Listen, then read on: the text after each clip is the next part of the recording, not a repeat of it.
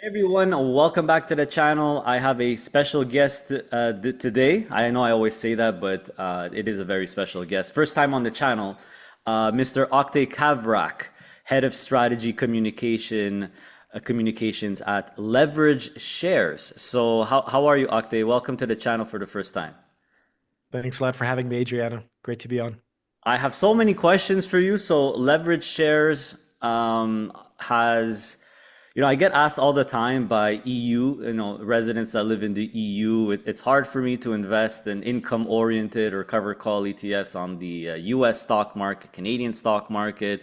But you guys are actually list your income-oriented ETFs on the London Stock Exchange in EU. So maybe these ETFs could be very interesting for more international residents. So it is the first time on the channel. Tell me everything or maybe a brief summary of leverage shares. I mean, this is a US company, I believe, but you have your ETFs on the UK stock market. Tell me about leverage shares. Yeah, so let me take a step back, and I think it's going to start making a lot more sense for everybody. So, Leverage Shares was launched back in 2017, and we're best known for a concept called single stock ETFs or ETPs. So, this was a concept that I know it's very popular now, in both Mhm. the US, Canada, and elsewhere in the world. But it's actually a concept that, I'm pretty proud to say we pioneered back in 2017. So, such single stock, especially leveraged ETFs and ETPs, were first launched in London, back in 2017. We initially started out with about 12 products. And, the way leverage shares actually came to life was one of our co-founders and current CEO, Jose Gonzalez. He was actually one of the co-founders of Global X, which I'm sure many of your viewers are familiar with. So Global X, that business was sold to a big Korean asset manager, I believe, in 2018, and leverage shares Murray, was not in Murray Murray exactly. Asset, yeah. So exactly. So the leverage shares, ETF business was not included in that transaction. So then it was decided that, this would be his first European venture, and ever since then, we've been working on sort of cutting out a nice niche for ourselves within this single stock leveraged ETF category. So we initially started out with what I would say slightly more boring companies as underlying. So you had like McDonald's and Nike and Walmart and others. And as we were listening to investors, we started to realize that people were looking for slightly more volatile names, especially the active traders that want that, daily leveraged exposure. So we started to launch products like triple lever Tesla, Nvidia, and 6 to 7 years later, we now have over 100 products, or I should say at this point, over 180 products listed across the biggest exchanges in Europe. So that includes the London Stock Exchange, Germany, we have Amsterdam, we have, Italy. So basically all the major exchanges are covered. And as the company expanded, obviously we're paying attention to what's going on in the US, Canada, Asia, et cetera. We saw this, booming category of, options income products and these high yield products, really becoming more popular. And we thought this is our bread and butter, like single stock exposure essentially.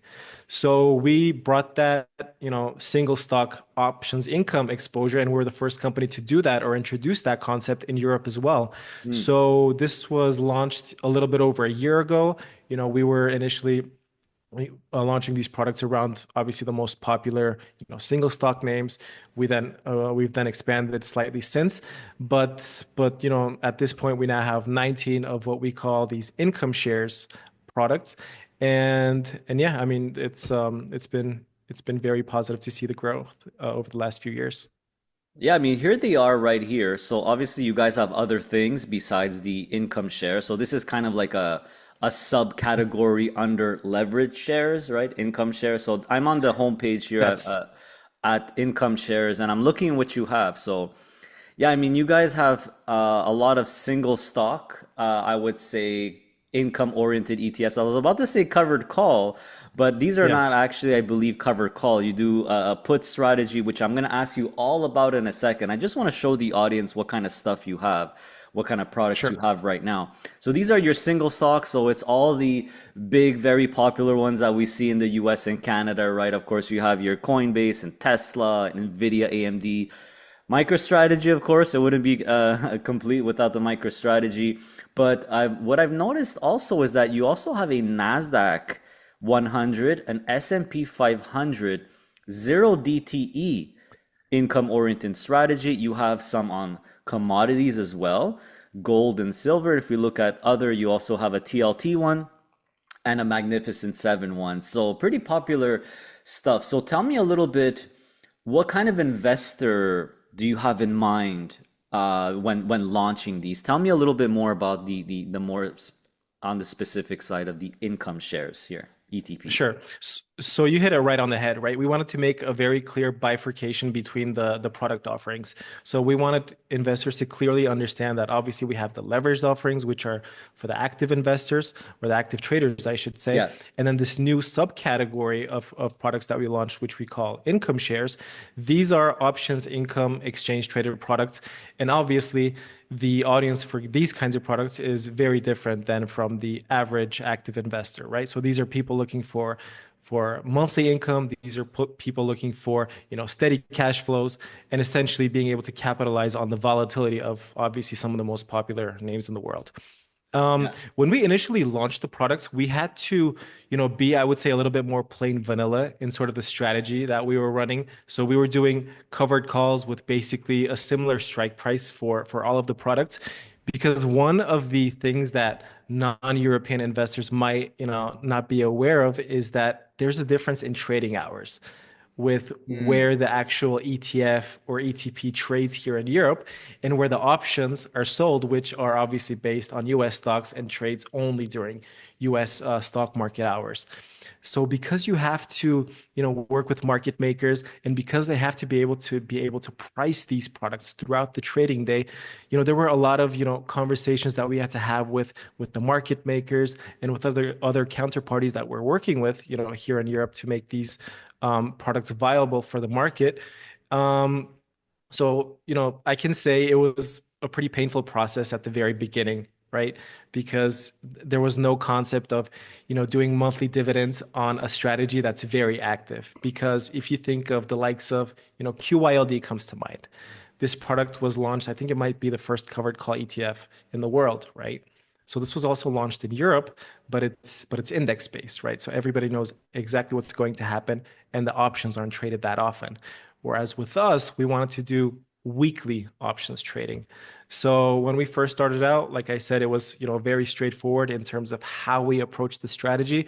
But as the products have evolved and as we've had more and more detailed conversations with the market makers, we've been able to move into phases into what I like to call a slightly more sophisticated options trading approach.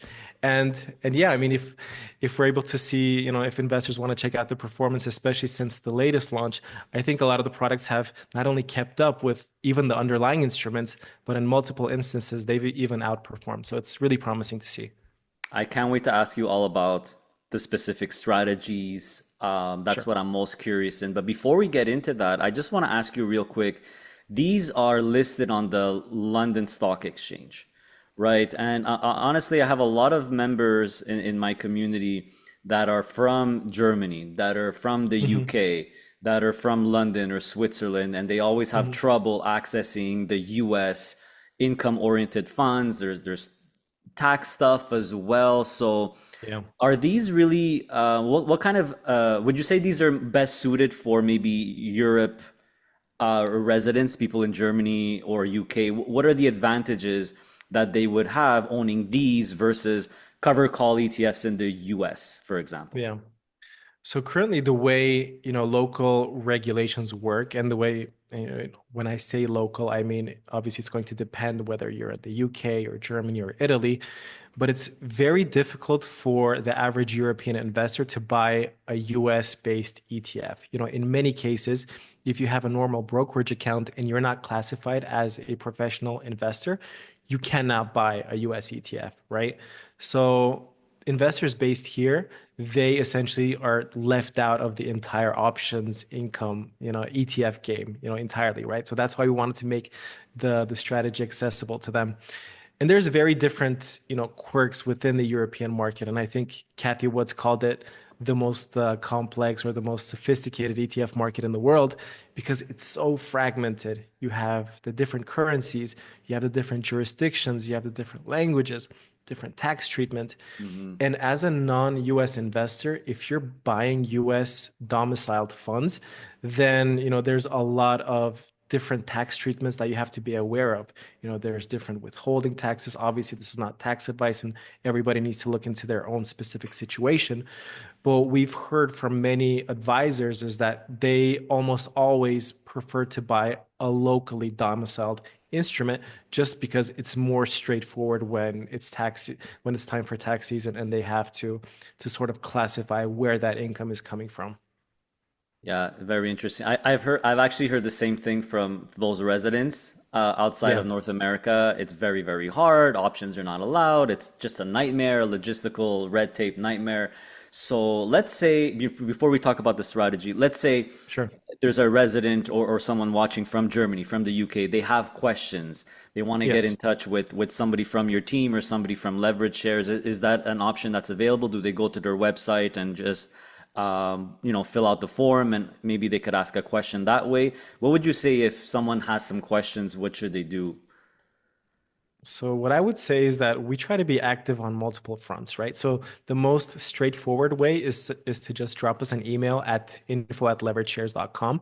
But you can, go on to our income shares websites, sign up to our newsletter, reach out to us via social media. We're very active on, not just X, but also LinkedIn and multiple other channels. So, I mean, if you're trying to reach out to us, you can do it on multiple fronts. So we're very, we like to keep sort of this open channel between all of these investors within the entire digital community and ourselves, because sometimes the best ideas for new products or the best ideas in terms of what we should switch up over time comes from the community instead of Yeah, something that we come up with internally. So, I'm very much open to hearing investor feedback. that's awesome. Always appreciate it. And for the audience, I'll put the links to your website and all that in the video description below so you could easily access this. So now the fun part for me anyway, let's talk about strategy. I want to know how these ETFs or Sure. ETPs rather work. So Mhm. let's start with the single stock income oriented funds. You have a bunch of them here, so I'll just open strategy because it's one of the most Sure. popular ones. So I see that the strategy is a cash secured put. The MER, I'm assuming the MER is or the expense ratio is going to be the same for almost all the single stock ones, 55 basis points. I'm assuming here. I didn't. Exactly. Okay. Indeed. Yes. Tell me all about the actual income strategy. How are these generating income? Why are you doing puts? Why instead of call options? Tell me Yep. everything about the strategy for your single stock income ETPs. What I would say is that obviously there's pros and cons to all types of strategies, but in our view, especially when we did a bunch of back testing over the last few years, looking at historical data, one of the things that we saw, especially with underlying instruments where you have sort of this bullish bias, and if you're running an active strategy, is that in certain market scenarios, they tend to do slightly better, right? So the strategy that we run, especially on the single stocks, is what we actually sell laddered put options. So Okay. it's usually two legs at this point. We sell the first leg that's very close to at the money. So that's usually when you get where you can capture the maximum amount of that extrinsic or those premiums that Yeah. are ultimately distributed at the end of the month. And then we have a second leg that's slightly in the money. So depending on the volatility of the actual underlying, it could range anywhere from, let's say 3 to 4% in the money all the way to 10%. And when you talk about in the money put options, it's basically the other side of the coin when compared with out of the money, call options. Yeah. So, and the fact that we run these actively also helps us on multiple fronts because let's say if we sold, a put option that's very close to at the money. So the following day, if the underlying were to start moving higher, because these are managed actively, we're able to, because we sold the put option at a slightly higher premium, that premium is essentially going down as the underlying moves up. So with that decay, we're able to close out the position for a gain and essentially sell a new put option to be able to harvest new premiums. So when the underlying is moving up, you're basically able to take advantage of that. So you have that premium decay, you're able to close out the old position, redeploy, open up new positions. What usually happens when the market is a little bit more worried or if it starts moving down is that put protection tends to be a little bit more valuable because people start to get worried and you have this volatility skew. So all of a sudden, for the same, distance from at the money, if you're looking at put options compared to calls, there tends to be slightly more premium in the puts just because everybody's seeking Hmm. that protection. So we think that in both of those scenarios, there's an advantage that works for us as a company because we're able to actively manage it. But we do know that there is, one essential element to these that is very important, right? Because income it's most of the story, but it's not all the story. It's not the entire story. Because if you're not able to capture, a good portion of the upside, then essentially you're being, left behind in terms of total returns. So we have about 75% coverage with these products, and we Okay. have a 25% uncapped equity sleeve. So regardless of how far up, an individual stock like MicroStrategy or now Strategy or Tesla or Nvidia pops in a single day, you always have that 25% uncapped equity sleeve that's able to fully participate in that massive move. Awesome. Thanks so much for that explanation. I heard several key points. One key point that I've heard, and I always personally like to hear, active approach. We Yeah. manage it actively. I Yeah. think time has proven that active income approaches do better than passive ones. That's just my opinion from my observation in the space. Also, I like the fact that you're not touching about 25% of the portfolio. No options on that. So you're fully participating in what the stock is doing. Active approach. These have pretty high yields, right? If we look at Yeah. the single stock ones, you see some tremendous yields. So quick question, is there any, I know it's called leverage shares, Yeah. the company, but is there any type of leverage on any of these single stock income ETPs? No, there isn't. And Okay. that's actually one of the most frequently asked questions that we've been getting, especially as of late. So we are considering rolling out maybe a V2 for some of these products where you're able to, get a little bit of leverage on top of that high income. Interesting. So no leverage right now, maybe another version with it. When you say V2, are you going to make a different ticker or you're going to do a vote to update these current tickers? Just curious.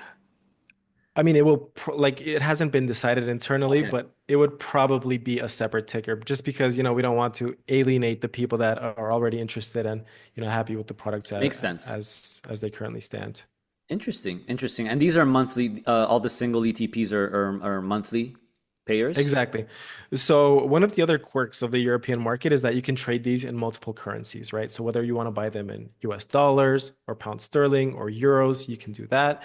And the distributions are monthly. So every Okay. single month we make the distributions. Yeah. These are all listed on the London Stock Exchange, so I'm assuming you're buying them in pounds, I believe, or EU or So these are all listed both on the London Stock Exchange and also in Germany on the okay. on Zaytre. Yeah. So you can buy them in US dollars or pound sterling on the London Stock Exchange, or if you want to buy the ticker that's denominated in euros, you can buy that on the German Stock Exchange. Super interesting. Super interesting. Yeah. Okay, let's talk a little bit about what I personally like. Some of the best strategies I like index based. You actually have a Nasdaq 100 and an S&P 500. My personal two Yes. favorite indexes of all time, right? The U.S. market. And I noticed here I see zero DTE. Yeah. So let's just open a NASDAQ one here. Tell me a little bit about the strategy of your index based on this one and the S&P, which I'm assuming is Mhm. it'll be pretty close. I see Yeah. 45 basis points here. Tell me about the strategy here, how you're doing a zero DTE strategy on these. So I would say in terms of the multiple legs of the put sold, the approach is very similar to what we're doing on the single stocks. But with the single stocks, we're selling weekly options, whereas with these indices, we're taking the ETF and we're selling daily options. So we're not selling them at market open and closing at market close. We're actually, you know, buying them at market close and holding them until the next day's close. Because once again, because of the difference in trading hours, if we were to buy them once the options market in the US opens, then you're only left with 2 trading hours that overlap between the US and the European exchanges. So that makes it very difficult. But essentially, it works, very similarly to what the some of the offerings in the US do. So it's zero DT options. You get uh, we do the same put selling strategy. If the options premiums, if they decay very quickly, we're able to close them out, lock in those gains, and at market close reopen new put options. But yeah, I mean the main difference here is that we are using 0 days to expiry options versus the weeklies that we have on the single stocks. And as you can see, the yields have been pretty high and pretty consistent since the beginning of the year. Yeah. But we have gotten a lot of feedback from investors that are looking for exposures that might have slightly lower yield, but ones that have maybe slightly more upside capture. Hmm. So once again, we're listening to all of that investor feedback, and we're always thinking about whether we should launch maybe ones that are not using zero DTE options, but ones with a slightly longer duration. But once again, it's a very open-ended channel. I mean, this for us is a very long-term game. So we've seen, in my view, tremendous interest in these products just over a year and a half. And it's taken quite a while to sort of educate the market on these products, right? Because it's a Yeah. new concept in Europe. So as people start to get, they're warming up to the concept, they're happy with the monthly distributions, they see sort of the performance, they have some, look back period now. And we're actually updating the website. So I think within a month, we're going to have a slightly different version of what you're looking at right now. Okay. But yeah, I mean, we want to roll out a bunch more, baskets. Maybe we'll get into those in a little bit, and a lot more single stocks. That's for sure. Interesting. Very interesting. I just noticed here you could actually see that there's actually three, I guess, three versions or three tickers, and there's two on the London Stock Exchange. Here's one, like you said, on the German Stock Exchange. And in what Exactly. trading currency? The base currency, of course, is going to be USD because these are USD assets. But in the UK, Exactly. you could buy it with pound or USD, I believe. Correct me if I'm wrong. And then in Germany, you're buying them with euro. So Absolutely correct. Yeah. give some options to those Europeans who desperately need some income and want to try out these income oriented funds. So this is really cool.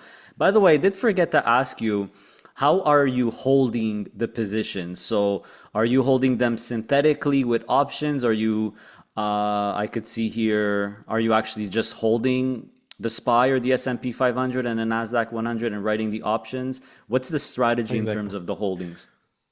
So we can directly have exposure to the underlying ETF. So what we're doing in this case with SPY is Hmm. for that, uncapped equity sleeve, we're buying the SPY ETF directly. And Yeah. then for the put positions, we're essentially selling cash secured puts. So we're selling puts at the strikes that you're seeing there. And then Okay. we have to, of course, have the cash as collateral in case any of those puts were to get assigned. Makes sense. Makes sense. So I'm Mhm. assuming you'll see this in even the single stock one and the Nasdaq one, where you'll have approximately 25% of just the asset, no options on it, like you see here, SPY 25%, couple of your put Exactly. options, and then cash because they are cash secured puts. Exactly. That's exactly Okay. correct. And if that 25% equity sleeve were to deviate too much, let's say it goes to, beyond 30% or slightly Hmm. over 30%, then we rebalance it back to 25%. Okay. Awesome. Mhm. Makes sense. So I feel like maybe I don't know if you want to discuss this or not, or how do you feel about this, but it seems like a pretty similar strategy to what the Defiance does. So Defiance has Yeah. a quite a few high yield ETFs where they're doing in the money puts, which I've Yeah. been told is kind of like the same thing as an out of the money call. Yes. They have very high yield, similar strategy. Would you say how are you different from Defiance? How are you similar? I don't know if that question makes sense. I mean, I honestly don't want to speak too much on behalf of another issuer, but one of the things that you can see directly on the tin is the difference in expense ratios. I think ours is quite a bit lower. Yeah, I noticed that. Um, yeah, and then just if you look at performance, I do think there's a pretty big difference in performance as well, compared to what I've seen at least, I haven't looked at it recently. But, for all intents and purposes, I think the strategy is more or less the same.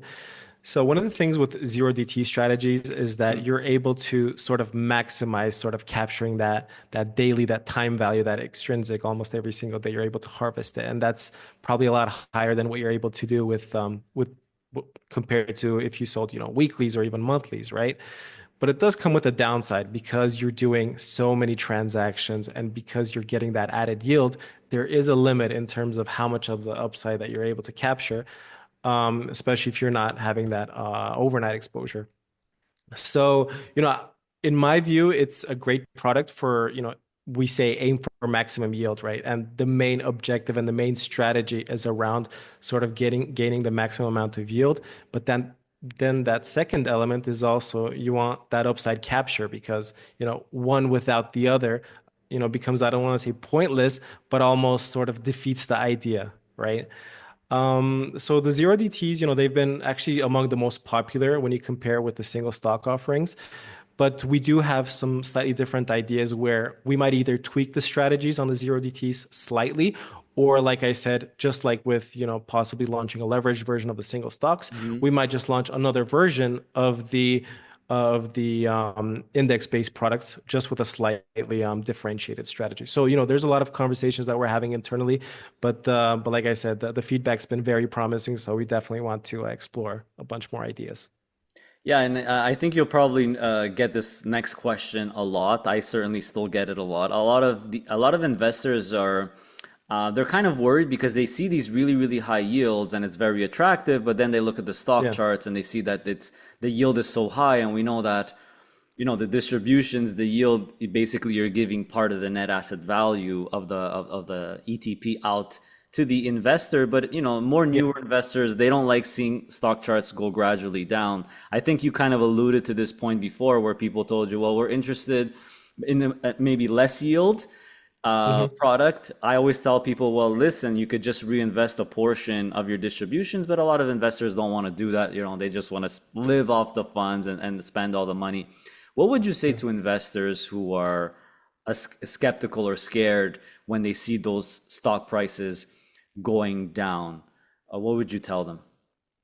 I would tell them that, before you buy a single share of these high income or options income products, learn the difference between price return and total return Of because it's going course. to save you a lot of headache moving forward. And one of the things with, a lot of brokerage platforms or free data providers like Yahoo or Google Finance is that you can only see price performance. Yeah. So if you were to sort of zoom out, you just see this downward trend Yeah. and you're thinking, why would anyone invest in these products? Um, I mean, everybody's ultimately going to have a different goal in terms of what they want out of these products because at the end of the day, many of the underlyings are growth names, right? So people are, wanting to participate in that growth. So those people might get the dividend or the distribution on a monthly basis and decide to reinvest just to see that compounding over time.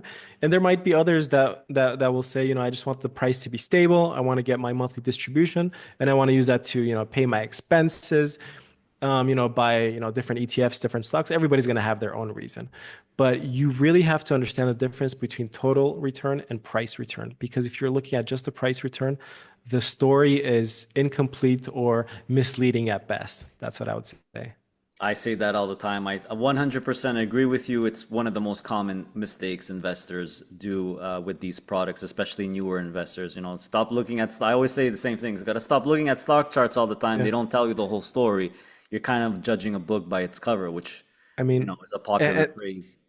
and I don't know how it is, in places like, Canada and other jurisdictions, but especially for the US, I think a lot of the investors there are somewhat spoiled because there's so many free data Yeah. providers where you can see total return. Whereas in Europe, that's not the case, right? Mm. There's so many different websites, but they're very, let's say, oriented to just local investors in that jurisdiction. So there's almost no platform that everybody can use where they can see data points like total return. So that's why we keep trying to update the website so people can see different time periods. They can see, what the price return looks like. They can see hypotheticals, right? So it says if you were to invest, if you had invested $10,000 at this point in time, how Yeah. much would you have today? How much of that would come from price gain? How much of that would come from the distributions? Because people have to keep in mind that dividends or distributions, even though the NAV or the price is dropping, it's just a transfer of value, right? Yeah. Because you're taking money from one pocket and putting it into another. Yeah, Yeah, and it's it's not like going you're into your losing. pocket. That's the point. It's not just Exactly. disappearing willy-nilly. I did a whole video about this whole NAV erosion concept and how Hmm. it's a big misconception and misleading. And if you Yeah. actually look at AI, ask AI about it, that's exactly what it says. It's literally a transfer from the fund, the net asset value of the fund to the investor. So, like you said, you have to look at total return, think about total return, not just the price return, which is all you'll ever get if you just look at the stock chart. So, but Absolutely. even in the US and in Canada, on the websites, in Canada, they only display the performance after 1 year. But in the, Oh, the okay. total returns are on each of the fund's website as well. But it's the same questions and concerns we get in North America.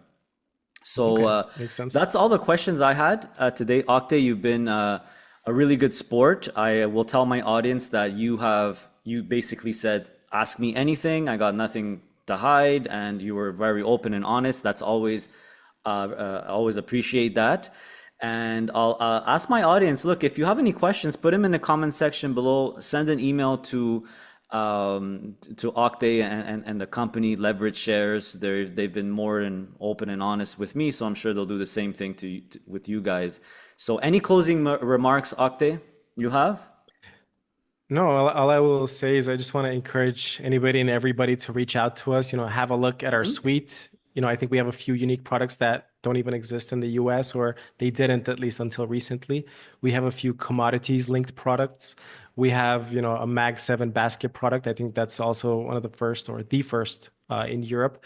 And we're just going to expand the range. So the more feedback that we get from investors, the easier it is for us, right? Because Yep. no ETF issuer at the end of the day, we don't want to put out a product and sort of try to convince people why they should buy it. I would rather people tell us what they want to see, and then it's our duty to sort of meet that demand. So I always think that's the right approach, and that's what we've been doing since day one. And we saw that sort of hockey stick type of growth with leverage shares after a few years of existence. And for me, I'm very bullish on the income shares range. And I actually think income shares, even though it's a sub brand of leverage shares, I think it could overtake leverage shares over the course of a few years.